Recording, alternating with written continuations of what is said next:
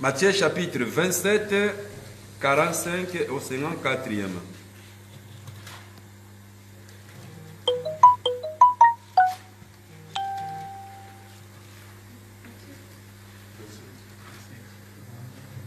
Matthieu 27, 45 au 54e. Nous allons parler sur la mort de Matthieu, chapitre 27, du verset 54. 45 au 54. 45 au 54. Je lis au nom de Jésus. Amen. Depuis la 6e heure jusqu'à la 9e, il lit des ténèbres sur toute la terre.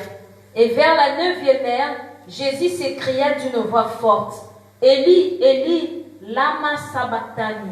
C'est-à-dire, mon Dieu, pourquoi m'as-tu abandonné? Quelques-uns de ceux qui étaient là l'ayant entendu dire: il appelle Élie. Et aussi, l'un d'eux courut prendre une éponge qu'il remplit de vinaigre, et l'ayant fixée à un roseau, il lui donna à boire. Mais les autres disaient: laisse, voyons si Élie viendra le sauver. Jésus poussa de nouveau un grand cri et rendit l'esprit. Et voici, le voile du temple se déchira en deux, depuis le haut jusqu'en bas. La terre trembla, le rocher s'effondrit, le sépulcre s'ouvre, et plusieurs corps de saints qui étaient morts ressuscitèrent. Étant sortis des sépulcres, après la résurrection de Jésus, ils entrèrent dans la ville sainte, et apparurent à un grand nombre de personnes, le septénier et ceux qui étaient avec lui pour garder Jésus. Ayant vu le tremblement de terre et ceux qui venaient d'arriver, furent saisis d'une grande frayeur et dirent: assurément cet homme était fils de Dieu. Il avait là plusieurs femmes qui regardaient de loin et qui avaient accompagné Jésus depuis la Galilée pour le servir. Parmi elles, Marie de Magdala, Marie, mère de Jésus, de Jacques et de Joseph, la mère des fils de Zébédée. Parole du Seigneur. Nous acclamons pour la gloire de notre Seigneur Jésus. Nous pouvons nous mettre. Le thème de ce matin, la puissance du cri de Jésus. Il y a beaucoup de gens qui ont crié, qui ont poussé des cris, mais il n'y avait pas de la puissance. Mais ici, on nous raconte l'histoire de Jésus-Christ. Ici, dans le verset 45, il dit: depuis la 6e heure jusqu'à la 9e, il y eut des ténèbres sur toute la terre. Mais pourquoi il y eut des ténèbres sur toute la terre? Parce que tout simplement, Jésus-Christ, il a voulu démontrer la puissance au monde et aux principaux de ce monde de ténèbres, qu'il y était le Fils de Dieu. Amen. Amen. Donc tout simplement, on a passé de 6 heures à 9 heures. Il y eut des ténèbres sur toute la surface de la terre.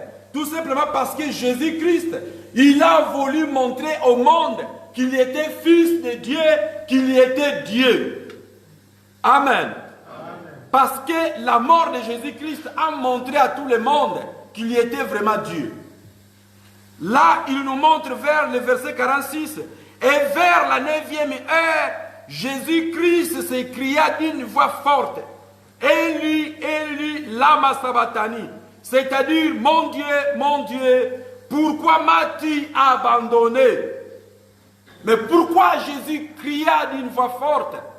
La Bible nous dit que le cri de Jésus a brisé les voiles du temple. Le cri de Jésus-Christ a séparé les voiles du temple en deux morceaux. Il dit que les voiles du temple se brisaient en deux morceaux d'en haut jusqu'en bas. C'était tout simplement pour démontrer au monde que le Seigneur Jésus, c'est lui le Créateur. Il a montré aux puissances de ce monde de ténèbres que le Créateur qui connaît les secrets de ce monde, c'était lui-même Jésus-Christ. Et comme lui, c'est le Créateur, il a le pouvoir de faire tout ce qu'il voulait, de tout ce qu'il veut. Il peut détruire le monde même dans une seconde. Il a montré au diable qu'il, malgré il gouverne la terre, mais ce n'est pas lui le Créateur. Le Créateur, c'est notre Seigneur Jésus-Christ. Et Jésus-Christ, il connaît les secrets, il connaît les fondements de ce monde. car la terre a été fondée par la parole, car la terre a été créée par sa parole. Amen. Amen. La Bible nous dit qu'au commencement, la terre forme. Mais le Seigneur a pris le temps de créer ce monde, de créer cette terre pendant 6 jours. Donc il connaît, Jésus il connaît les fondements de cette terre, il connaît les secrets, comment il a créé la terre. Malgré le diable est en train de gouverner, mais celui qui a créé, c'était Jésus-Christ de Nazareth. Amen. Amen. Le verset 50, il dit ceci. Jésus-Christ poussa de nouveau un grand cri et rendit l'esprit. Et voici le voile du temple se déchira en deux, depuis les hauts jusqu'en bas. La terre trembla, les rochers se fendirent. Amen. Amen. Donc ça nous montre que le cri de Jésus-Christ a une puissance pour nous délivrer. Il a crié pour permettre à Satan de libérer son peuple. Le cri de Jésus a poussé au diable de nous laisser tranquilles, de nous libérer, de nous plus nous emprisonner. C'est ça qui a permis que le cri de Jésus puisse séparer les voiles du temple en deux. La Bible dit que les rochers se fendirent, se sépara en deux. C'est tout simplement que la voix de Jésus-Christ, que le cri de Jésus-Christ a pénétré même dans la profondeur de la terre, afin que celles qui étaient morts puissent entendre le cri de Jésus et puissent se réjouir et ressusciter. Amen.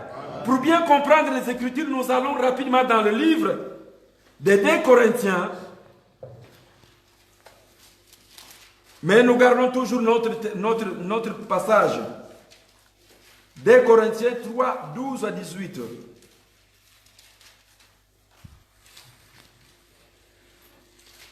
Maman Grâce va nous faire la lecture.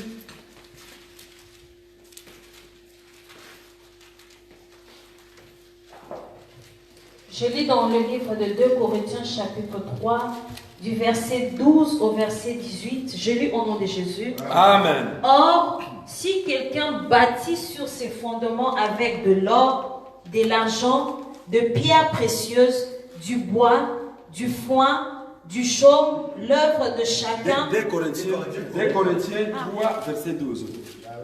Pardon.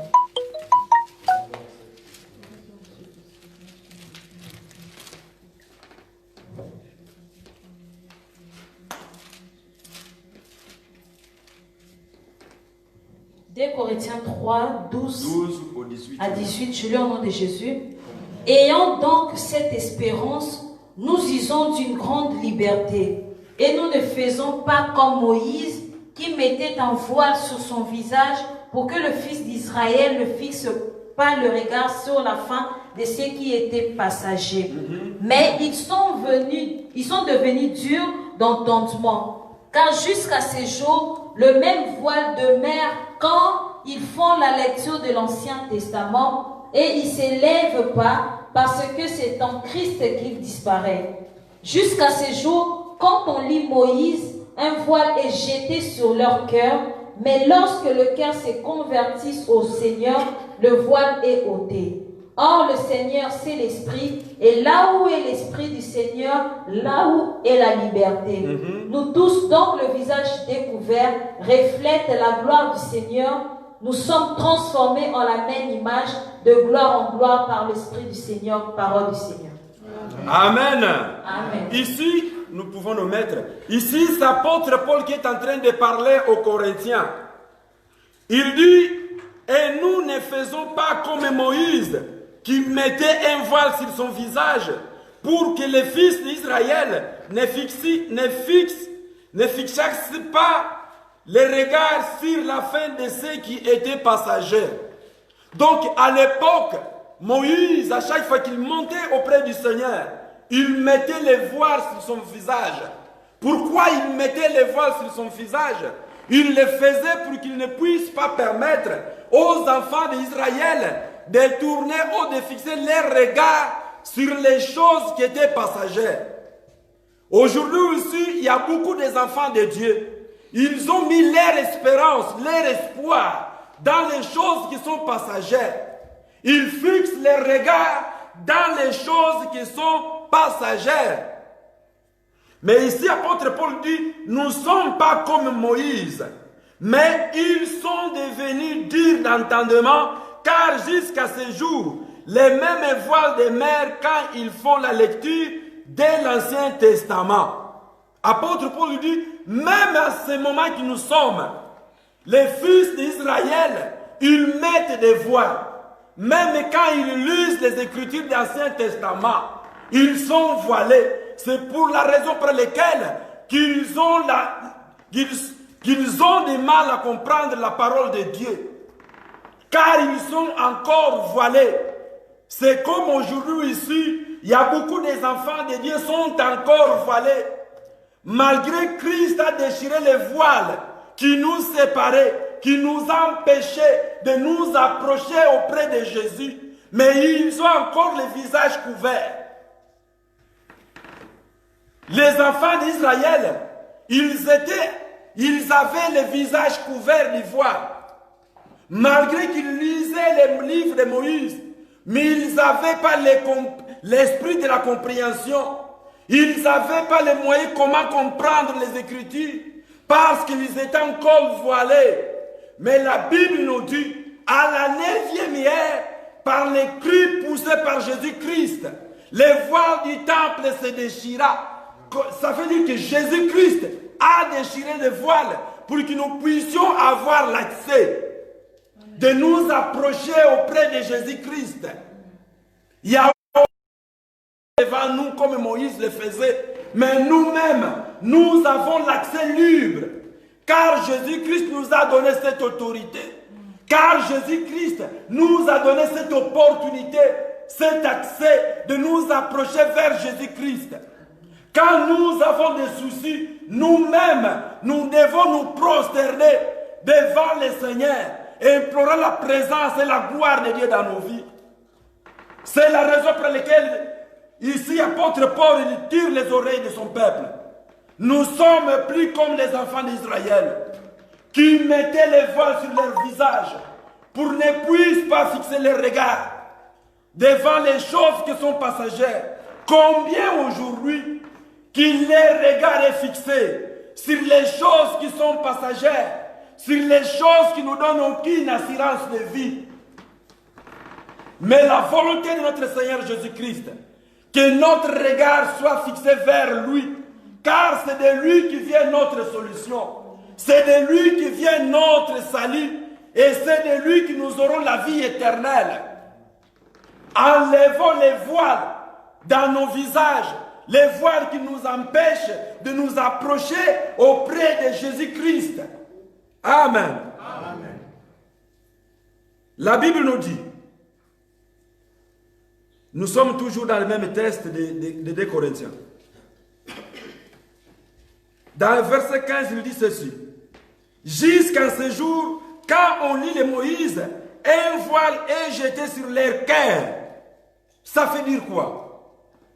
Comme les peuples étaient voilés, malgré qu'ils lisaient les Écritures que Moïse avait prescrites, mais ils avaient les voiles jetés dans leur cœur.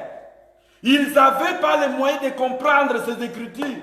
Et ces voiles, la Bible nous dit, c'est l'incrédulité. Beaucoup des enfants de Dieu aujourd'hui, comme ils sont encore voilés, ils n'ont pas les moyens ni la capacité de comprendre les Écritures de Dieu. Malgré nous sommes en train de prêcher la parole de Dieu, malgré ils entendent la parole de Dieu, malgré ils voient des grandes choses que le Seigneur opère dans nos vies, mais ils n'ont pas l'esprit de la compréhension pour comprendre quelle est la volonté de notre Seigneur.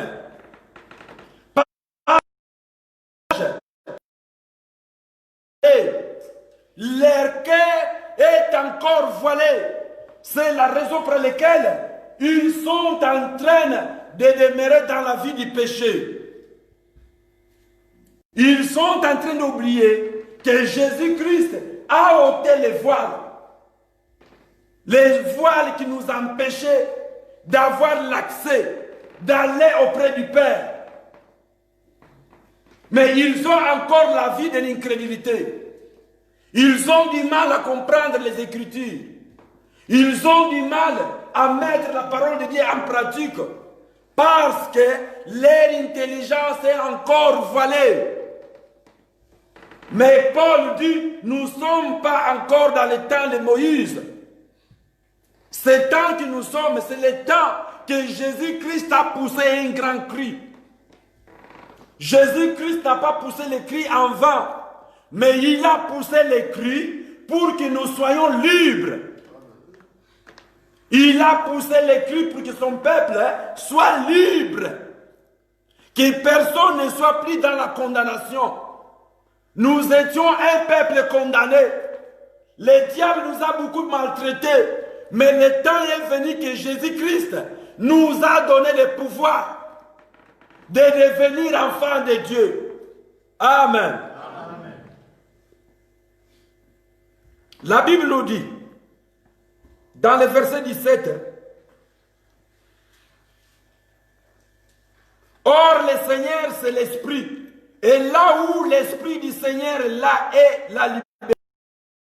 Ça fait dire, le Seigneur que nous avons cru, que nous avons accepté comme Seigneur et Sauveur, il est l'Esprit. La Bible nous dit, là où l'Esprit du Seigneur, c'est là où règne la liberté. Ça nous montre que nous sommes là pour vivre l'Esprit de la liberté. Parce que nous sommes plus condamnés. Jésus-Christ nous a libérés. Donc nous sommes là, dans cette assemblée, pour faire régner l'Esprit de la liberté. Car Jésus-Christ a ôté les voiles. La Bible nous dit que nous étions des aveugles, malgré que nous voyons, mais nous ne comprenons pas des choses que nous regardons. Mais sur la croix, par les cris poussés par Jésus-Christ, Seigneur Jésus a fait tomber, a ôté l'esprit d'aveuglement qui nous couvrait le visage pour que nous ne puissions pas comprendre les choses à venir et les choses présentes. Et maintenant que nous sommes avec le visage découvert, nous avons l'esprit de comprendre la bonne voie, de comprendre les vrais et les faux. Nous avons l'esprit de discernement, car le Seigneur nous a ouvert le visage. Ne reste plus avec ton visage couvert, car le voile a été ôté sur la croix de Golgotha. Amen. Amen. La Bible nous dit, dans le verset 18, nous tous que les visages découverts, contemplons comme dans un miroir la gloire du Seigneur, nous sommes transformés à la même image de la gloire en gloire comme par le Seigneur. Ça veut dire que comme nous croyons à Jésus-Christ, nous sommes devenus les enfants de Dieu. Et notre visage maintenant est découvert. Et comme nous avons le visage découvert, nous avons le pouvoir de découvrir et de contempler la gloire de notre Seigneur. De contempler des bonnes œuvres de notre Seigneur Jésus-Christ dans nos vies. Mais celles qui sont encore couvertes de voiles, malgré qu'ils voient de grandes choses que le Seigneur est en train d'opérer. Mais ils sont difficiles de comprendre ce que le Seigneur est en train de faire dans nos vies. Et si nous lisons dans le même chapitre, de 2 Corinthiens chapitre 4, verset 3, apôtre Paul dit ceci: si notre évangile est encore voilé, il est voilé pour ceux qui périssent, pour les incrédules, dont le Dieu de ce siècle a aveuglé l'intelligence, afin qu'ils ne vissent pas briller la splendeur de l'évangile de gloire de Christ, qui est l'image de Dieu. Amen. Amen. Donc, si notre évangile est encore voilé, c'est l'apôtre Paul qui est en train de parler. Il est voilé pour celles qui ont l'esprit de l'incrédulité. Vous savez, quand quelqu'un a un esprit d'incrédulité, tu peux lui prêcher la parole de Dieu pour se repentir. Mais comme il est encore voilé, il est dur de comprendre. Il va te regarder comme un fou. Parce qu'il est encore voilé, son cœur est encore voilé. Donc, l'évangile est voilé encore pour ceux qui ont l'esprit de l'incrédulité. Mais nous, qui nous sommes déjà transformés comme les enfants de Dieu, nous sommes là pour contempler la gloire de notre Seigneur Jésus-Christ. Amen. Amen.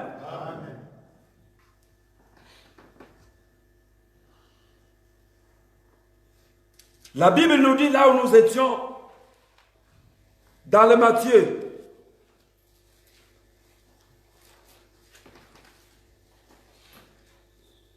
dans le verset 50, au 51 plutôt. Et voici les voiles du temple se déchira en deux, depuis le haut jusqu'en bas. La terre trembla, les rochers se fendirent, les sépulcres s'ouvrirent et plusieurs corps de sang qui étaient morts ressuscitèrent. Amen. Ça veut dire que le cri de Jésus-Christ a bouleversé même la terre, a bouleversé le monde, et la terre se partagea en deux. La Bible nous dit, celles qui étaient morts, ils entendirent la voix de Dieu. Et tout le monde ressuscitèrent et se levèrent là où ils étaient. Ça veut dire que le temps que nous sommes, la parole de Dieu est en train d'être prêchée. C'est le cri de Jésus qui est en train de frapper nos cœurs. Que chacun de nous puisse entendre et de mettre cette parole en pratique afin que nous puissions vivre réellement la liberté que le Seigneur nous a promis. La volonté de notre Seigneur Jésus-Christ de ne plus être l'esclave du diable, ni l'esclave du péché, mais que nous puissions être un peuple libre. Car il nous a libérés sur la croix. Sur la croix, il a rendu son peuple libre. Parce que la volonté de Jésus, que son peuple soit libre. Pour l'adorer, pour lui servir. De ne plus être les esclaves du diable. La Bible nous dit que le cri de Jésus partagea les voiles du temple en deux. Et je déclare ce matin, car la Bible nous dit que ce cri de Jésus a fait trembler la terre, les rochers se fendirent. Et moi je déclare ce matin, l'esprit de tremblement de terre dans les camps de nos ennemis. Amen. Que le Seigneur fait trembler les camps de nos ennemis. Amen. Au nom de Jésus. Et je déclare encore l'esprit que les sépulcres puissent s'ouvrir. Que tout ce que le diable a enterré dans nos vies, qu'il soit ouvert au nom de Jésus.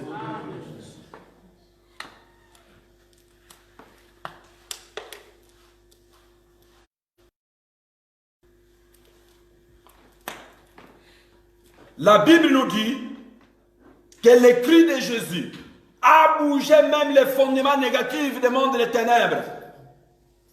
Ça veut dire que Jésus-Christ a bougé les fondements négatifs.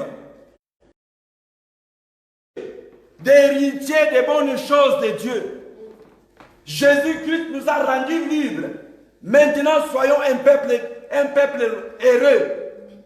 Réjouissons-nous des œuvres de la croix de Jésus-Christ. Car hier, nous étions un peuple malheureux, un peuple maudit. Mais par les cris de Jésus-Christ, nous ne sommes plus un peuple maudit, mais nous sommes un peuple heureux, un peuple béni. Amen. Par les cris de Jésus-Christ, poussé sur la croix. Si hier nous étions des aveugles, mais aujourd'hui nous sommes plus des aveugles, car nous voyons la gloire de notre Seigneur Jésus-Christ se manifester dans nos vies. Laisse que la gloire de Jésus-Christ soit manifestée dans ta vie. Laisse que la manifestation de puissance de Jésus-Christ soit manifestée dans ta famille. Amen. Au nom de Jésus. Amen. La Bible nous dit, un peuple malheureux, mais par la grâce de notre Seigneur Jésus-Christ, le Seigneur nous a rendu un peuple heureux. Amen. Hier, Adam nous a porté la mort par les péchés, mais la Bible nous dit, par les cris poussés par Jésus et par sa grâce, nous avons reçu la vie et son salut. Amen. Et la raison pour laquelle soyons un peuple qui doit bénéficier de cette grâce. Ne prends pas cette grâce en vain, mais bénéficie-nous. Soyons un peuple qui nous allons bénéficier de la grâce de notre Seigneur Jésus-Christ en faisant des bonnes choses. De notre Seigneur. Amen. Amen. La Bible nous dit qu'aujourd'hui, c'est le jour de la Pentecôte.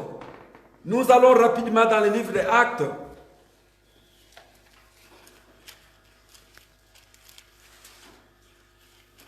Acte 2.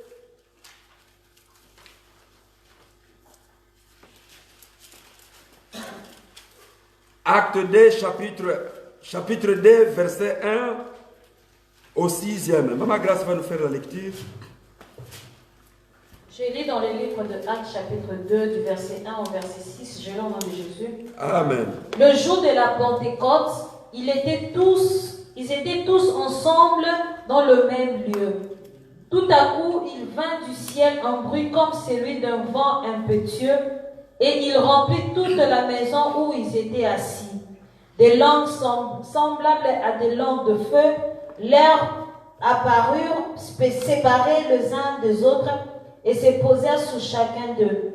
Et ils furent tous remplis du Saint-Esprit et se mirent à parler en d'autres langues, selon que l'Esprit leur donnait de s'exprimer. Or, il y avait en ces jours de Jérusalem des Juifs, hommes pieds de toutes les nations qui sont sous le ciel. Au bruit qui a eu lieu, la multitude accourut et elle fut confondue parce que chacun les entendait parler de sa propre langue. Ils étaient tous dans l'étonnement et la surprise. Parole ici. Nous arrêtons là-bas. Amen. Amen. Ici, on nous parle les jours que les disciples étaient réunis dans la chambre. Mais pourquoi les disciples étaient enfermés? Parce qu'ils avaient de la peur. Parce qu'il y avait l'autorité qui persécutait les disciples pour ne pas propager la parole de Dieu partout. Mais la Bible nous dit que les jours de la Pentecôte, tous furent remplis du Saint-Esprit. Et chacun parlait dans leur langue, dans sa langue maternelle. Et tout le monde les entendait parler. Pourquoi le Saint-Esprit est descendu à ce moment qu'ils étaient unis?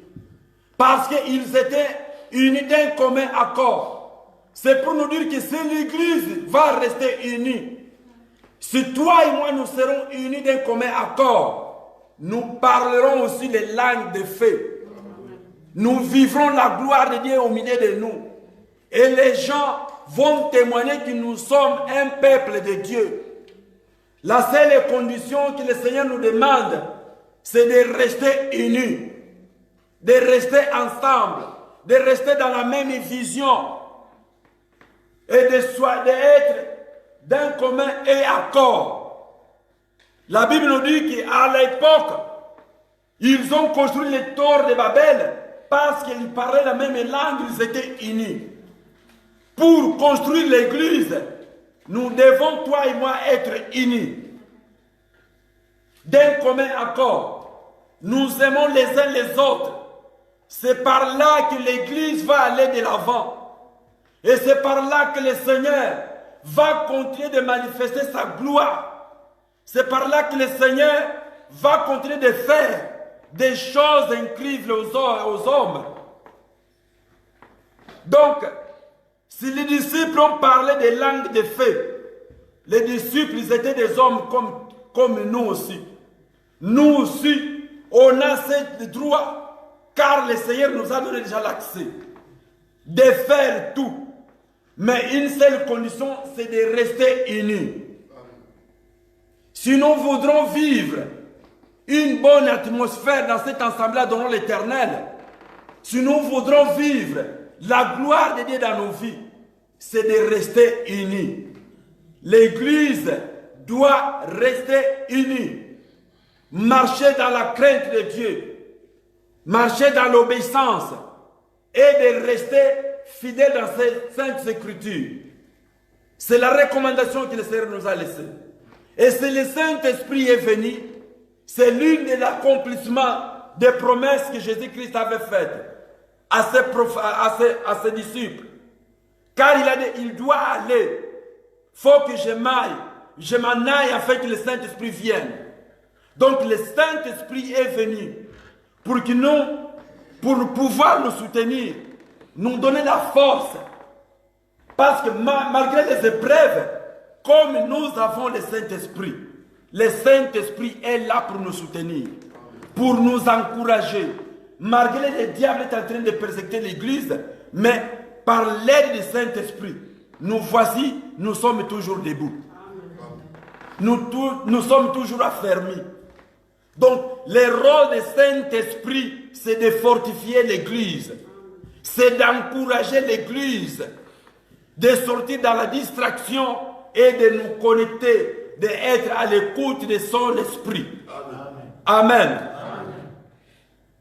Donc, soyons un peuple libre et de vivre l'esprit de la liberté. Parce que malgré Jésus-Christ nous a libérés sur la croix, il y a beaucoup qui ne sont pas encore en train de vivre cette liberté. Il y a beaucoup qui sont en train de souffrir. Il y a beaucoup qui sont dans les prisons du diable. Ils n'ont pas les moyens comment sortir dans cette prison. Et pourtant, Jésus-Christ nous a donné l'autorité. Alors, pose-toi la question, que dois-je faire, moi qui suis déjà dans les pièges du diable? Que dois-je faire pour sortir dans la prison du diable? Et pour sortir dans cette prison, il faut être à l'écoute du Saint-Esprit. Il faut croire en Jésus-Christ. Il y a plus de Jésus-Christ. Il faut voir les hommes de Dieu pour passer dans une prière de la délivrance. Et c'est par là que tu seras libre dans tes prisons spirituelles. Amen. Amen. Donc les cris de Jésus-Christ qu'il a poussé sur la croix, c'était juste pour montrer que nous sommes plus des esclaves du diable. Mais nous sommes devenus un peuple libre. Amen. Amen. Alors, nous devons profiter de cette liberté. Nous devons servir Jésus-Christ par ce temps qu'il nous a donné. Par ce temps de la liberté qu'il nous a donné. Car il y a beaucoup qui ont besoin aussi de les servir. Mais comme ils sont dans les prisons, ils n'ont pas de moyens. Amen. Amen. Donc c'est pour nous dire que le cri de Jésus-Christ est poussé pour sauver l'Église. Est poussé pour montrer sa puissance qu'il était Dieu. Amen. Amen. Que le Seigneur nous bénisse. Amen.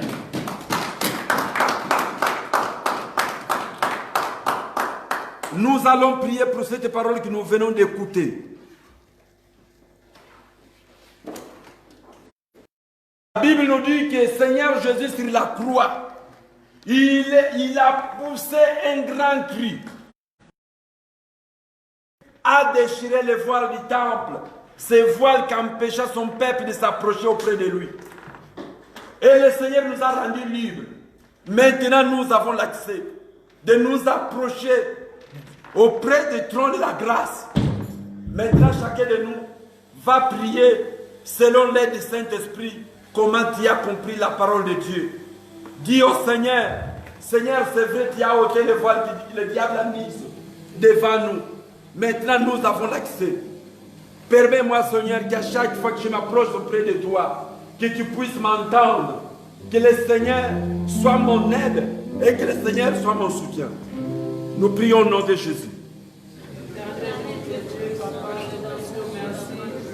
Seigneur Jésus, nous te rendons grâce pour la parole que tu viens de nous apporter ce matin. La parole de vie, la parole qui libère, la parole qui rend libre ton peuple, Seigneur. Merci, Seigneur, pour cette parole. La Bible me dit que par les cris poussés sur la croix de Golgotha, nous a rendu un peuple libre. C'est la raison pour laquelle, Père, je me réjouis de ta présence dans ma vie. Je me réjouis de toi, Seigneur, pour les œuvres que tu as manifestées. Que ton nom soit glorifié, que ton nom soit élevé, que ton nom soit exalté, que tu es Dieu. Merci, Jésus. Seigneur Jésus, je déclare que l'esprit de la liberté puisse embrasser ton peuple. Que l'esprit de vie puisse embrasser ton peuple, Seigneur. Alléluia. Seigneur Jésus, je t'en supplie. Tu es le Dieu de notre salut. Tu es le Dieu de notre salut. Le Dieu qui nous a appelés. Laisse que le Seigneur puisse nous entendre. Que le Seigneur nous écoute. À tout moment que nous allons nous approcher de toi. Que le Seigneur nous entende. Que le Seigneur nous écoute. Car tu nous as libérés. Tu nous as donné la vie. Tu nous as apporté les salut. Notre roi rempli de puissance et de gloire. Que ton nom soit célébré. Car tu es Dieu.